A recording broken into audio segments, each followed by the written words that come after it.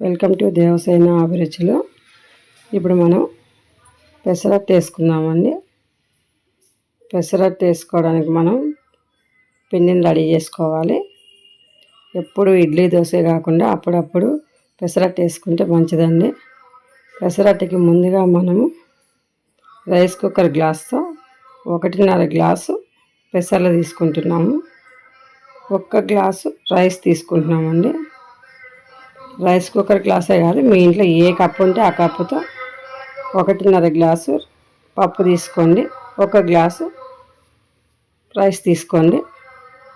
ఇవి మనం బాగా శుభ్రంగా కడిగేసి నైట్ పడుకునేటప్పుడు నానబెట్టి పెట్టేసుకున్నామంటే మార్నింగ్ కల్లా బాగా నానిపోతాయండి. ఇవి 5-6 గంటలు ఖచ్చితంగా నానాలి. చూడండి, ఈ విధంగా కడిగి పక్కకు పెట్టేసుకోవాలండి. వాటర్ పోసి పెట్టేస్తే నానిపోతాయి. మార్నింగ్ ఉదయాన్నే చూస్తే ఈ విధంగా నానిపోయి ఉన్నాయండి, బాగా నానినాయి. ఇప్పుడు మనం మిక్సీ పట్టుకుందాము. ఒక 2 ఇంచులు అల్లం ముక్కలు, ఒక 4 పచ్చిమిరపకాయలు మిక్సీలో వేసేసుకోవాలండి. మిక్సీలో వేసి దీంతో పాటే మనం పెసర్లు కూడా రుబ్బేసుకుందాము.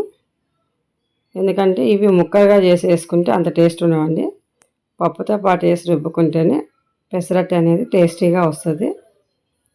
పెసరట్టు ఎంత రుచిగా రావాలంటే ఈ విధంగా వేసుకోవాలండి. ఇప్పుడు మనం పిండి పట్టుకున్నాం. పిండి కూడా మరీ మెత్తగా పట్టకూడదు, కొంచెం బరకు ఉండాలండి.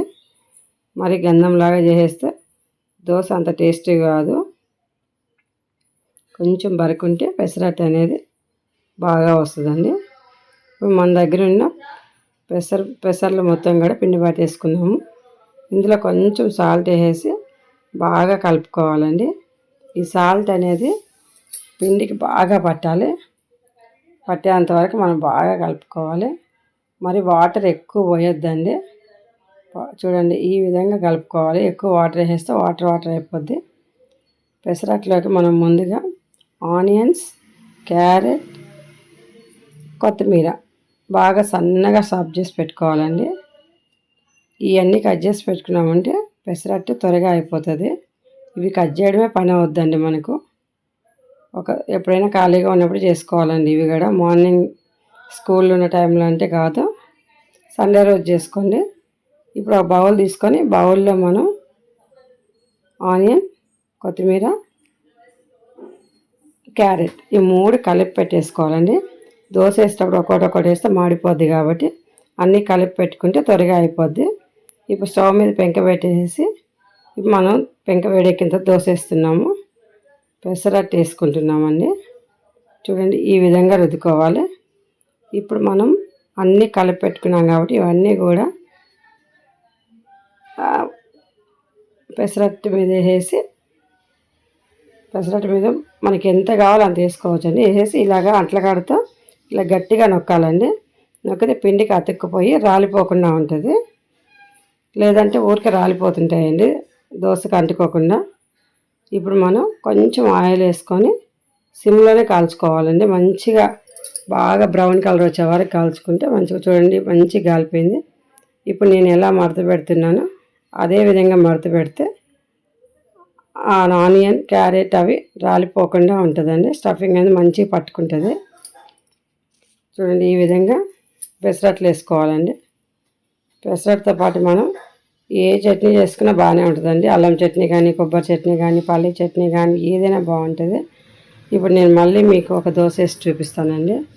చూడండి, ఈ విధంగా పెంక కూడా బాగా కాలాలి. బాగా కాలిన తర్వాత వేస్తేనే దోశలు మంచిగా వస్తాయి. ఈ విధంగా వేయాలి. ఇప్పుడు మళ్ళీ మనం కలిపి పెట్టుకున్న మిశ్రమం దీని మీద వేసేసి మళ్ళీ అట్లా కడితే గట్టిగా నొక్కేద్దామండి.